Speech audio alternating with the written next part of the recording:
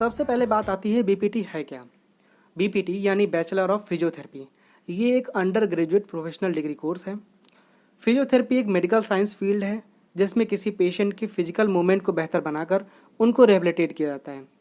अगर हम इसको इजी लैंग्वेज में समझें तो वे उन लोगों का इलाज करते हैं जिनको बॉडी मूवमेंट या फिर बॉडी फंक्शनिंग की प्रॉब्लम होती है। ये प्रॉब्लम जन्मजात भी हो सकती है या फिर किसी इंजरी या फिर पैरालिसिस के कारण होती है। आपने सुना ही होगा कि जब किसी को बॉडी मूवमेंट की प्रॉब्लम होती है तो या फिर पैरालिसिस हो जाता है तो आपके डॉक्टर आपको फिजियोथेरेपी की सलाह ज़रूर देते हैं। इस थेरेपी में आमतौर पर एक्सरसाइज कराना, मसाज, स्ट्रेचिंग और मेडिकेशन शामिल होते हैं। ये तो बात हो गई कि बीपीटी है क्या। अब बात करते हैं कोर्स की ड्यूरेशन के बारे में। ये पूरा कोर्स 4 ईयर्स 6 मंथ का है, यानी लगभग 4.5 साल का, जिसमें 4 ईयर्स स्टडी कोर्स है और अगले 6 मंथ कंपलसरी इंटर्नशिप है, यानी आपको इस कोर्स को कंप्लीट करने में लगभग 4.5 साल लग जाएंगे। अब बात करते हैं एलिजिबिलिटी क्राइटेरिया के बारे में। तो इस कोर्स में एडमिशन लेने के लिए आपको 10+2 यानी इंटरमीडिएट साइंस स्ट्रीम से होना जरूरी है, जिसमें फिजिक्स, केमिस्ट्री और बायोलॉजी ये मेन सब्जेक्ट होने चाहिए, मिनिमम 50% मार्क्स के साथ में। अभी मैं आपको एडमिशन प्रोसेस भी बताऊंगा, पर इससे पहले आपको ये जान लेना ज़रूरी है कि बीपीटी कोर्स करने के बेनिफिट्स क्या क्या हैं और इसमें जॉब अपॉर्चुनिटीज़ क्या क्या हैं। तो सबसे पहले बात हो जाए बेनिफिट्स की। बीपीटी कोर्स करने के बहुत सारे फ़ायदे हैं, पर मैं आपको यहाँ पे कुछ फ़ायदे बताना चाहता हूँ जिससे आपको एक अंदाज़ा लग सके। बीपीटी कोर्स करने के बाद आप फिजियोथेरेपिस्ट डॉक्टर में अच्छे एक्सपर्ट हो जाते हैं। आप अपनी खुद की फिजियोथेरेपी क्लिनिक भी खोल सकते हैं। फिजियोथेरेपी प्रेजेंट टाइम में मेडिकल फील्ड में करियर बनाने की सबसे अच्छी चॉइस है, यानी कि आपका मेडिकल फील्ड में आने का सपना भी पूरा हो जाता है। तो बीपीटी कोर्स करने के बाद आप किसी फिजियोथेरेपी हॉस्पिटल में जॉब भी कर सकते हैं। अधिकतर सभी हॉस्पिटल्स, चाहे वो गवर्नमेंट हों या फिर प्राइवेट, फिजियोथेरेपिस्ट की पोस्ट जरूर होती है। बीपीटी करने के बाद आप विदेश में भी जॉब कर सकते हैं, यानी कि विदेश में जॉब करने के चांसेस आपके बढ़ जाते हैं। अब बात करते हैं जॉब डिस्क्रिप्शन के बारे में। देखिए, भारत में क्लिनिकल फिजियोथेरेपिस्ट की मांग दिन पर दिन बढ़ती जा रही है। इसके चलते फिजियोथेरेपिस्ट गवर्नमेंट और प्राइवेट सेक्टर दोनों क्षेत्रों में रोजगार के अवसर पा सकते हैं। तो सबसे पहले इसको हम 2 पोर्शन में डिवाइड कर लेते हैं जिससे आपको समझने में आसानी होगी। तो पहला पोर्शन आपका आ जाता है जॉब एरिया और दूसरा जॉब टाइटल। जॉब एरिया मतलब जिस एरिया या फील्ड में आप अपनी सर्विसेज दे सकते हैं, और जॉब टाइटल मीन्स जिस पोस्ट पर आपको अपनी जॉब मिल सकती है। तो जॉब फील्ड्स के बारे में बात करें तो दोस्तों आप यहाँ पर देख सकते हैं, यहाँ बहुत सारी फील्ड्स हैं जहाँ पर आप अपनी सर्विसेज दे सकते हैं।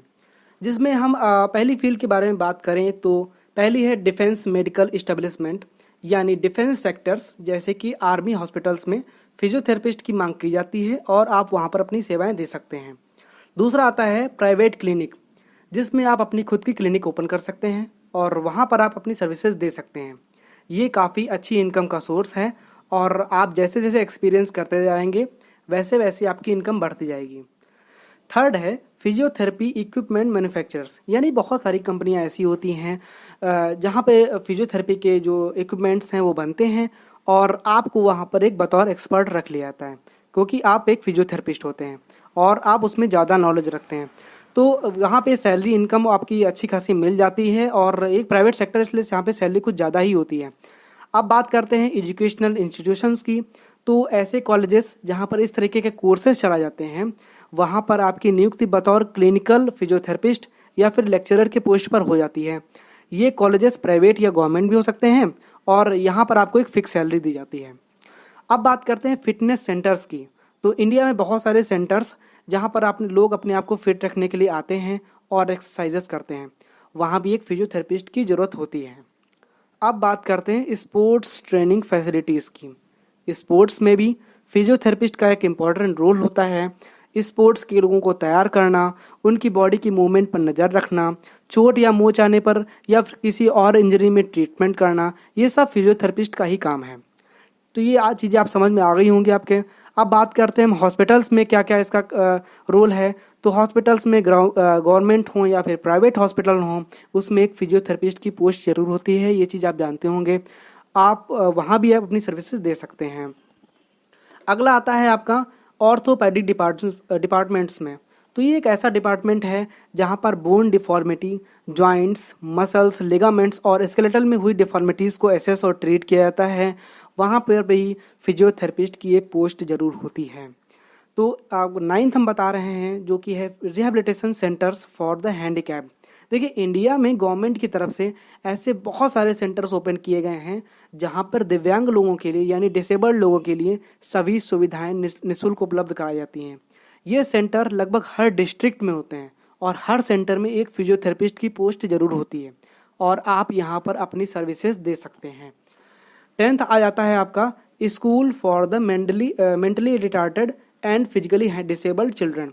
देखिए गवर्नमेंट या फिर एनजीओ की तरफ से ऐसे बहुत सारे फिजिकली डिसेबल्ड बच्चों के लिए ओपन किए जाते हैं जहां पर इन बच्चों को निःशुल्क शिक्षा दी जाती है। देखिए बहुत सारे कॉलेजेस होते हैं जहां पर जो ऐसे बच्चे होते हैं जो डिसेबल्ड बच्चे होते हैं, दिव्यांग बच्चे होते हैं, उनको निःशुल्क शिक्षा दी जाती है। तो यहाँ पर भी एक पोस्ट फिजियोथेरेपिस्ट की ज़रूर होती है। तो ये तो आप समझ गए कि आपकी जॉब फील्ड्स कौन कौन सी हैं। अब जॉब टाइटल में देखें तो यहाँ पर मैं आपको कुछ जॉब टाइटल्स बताने जा रहा हूँ जिस पोस्ट पे आप जॉब कर सकते हैं। तो यहाँ पर कुछ जॉब टाइटल्स हैं जैसे कि therapy manager, self employed private physiotherapist, sports physio rehabilitator, customer care assistant, assistant physiotherapist, lecturer, researcher और रिसर्च असिस्टेंट। ये बहुत सारे जॉब टाइटल्स हैं जिस पर आप जॉब कर सकते हैं। तो चलिए अब हम एवरेज इनकम की भी बात कर लें। आप किस पोस्ट पर लगभग कितना अर्न कर सकते हैं ये भी हम बात कर लेते हैं। तो यहाँ पे आप एक चार्ट देख सकते हैं जिसमें अलग अलग जॉब पोस्ट की अलग अलग एवरेज इनकम आपको दी हुई है। तो जैसे कि फिजियोथेरेपिस्ट पोस्ट की बात करें तो 2 से 7 लाख रुपए पर एनम, और रिसर्चर्स की 3 से 7 लाख रुपए, लेक्चरर की 2 से 6 लाख, होम केयर फिजियोथेरेपिस्ट की 2 से 4 लाख, स्पोर्ट्स फिजियो रिहेबिलिटेटर की 4 से 7 लाख और मेडिकल कोडिंग एनालिस्ट की 3 से 8 लाख रुपए तक की इनकम होती है। ये एनुअली इनकम है। और अगर हम प्राइवेट सेक्टर की बात करें तो यहाँ पर आपकी इनकम टोटली आपके एक्सपीरियंस और आपके काम करने के तरीके पर डिपेंड करती है। तो यहाँ पर ये आपकी बात हो गई गवर्नमेंट और प्राइवेट सेक्टर की कि कहाँ कहाँ पर आपको कितना कितना एवरेज इनकम है आपको यहाँ पे दिखा दी है। तो ये बात तो हो गई एवरेज इनकम की। अब बात करते हैं एडमिशन प्रोसेस की। देखिए यही सबसे इम्पॉर्टेंट है, आपको इसको समझना होगा। एडमिशन प्रोसेस में एलिजिबिलिटी मैंने तो बता ही दी थी कि 10+2 यानी इंटरमीडिएट साइंस स्ट्रीम से physics chemistry biology plus 50% marks, तो ये सब चीज़ें होनी चाहिए। अब आपको जिस भी कॉलेज में एडमिशन लेना है वहाँ का आपको फॉर्म अप्लाई करना पड़ेगा और वहाँ का एंट्रेंस एग्ज़ाम आपको क्लियर करना होगा। और जैसे ही आप एंट्रेंस एग्ज़ाम क्लियर कर लेते हैं इसके बाद आपको एंट्रेंस के मार्क्स के अनुसार यानी जो मेरिट बनती है उसके अनुसार आपको बीपीटी कॉलेज दे दिया जाता है।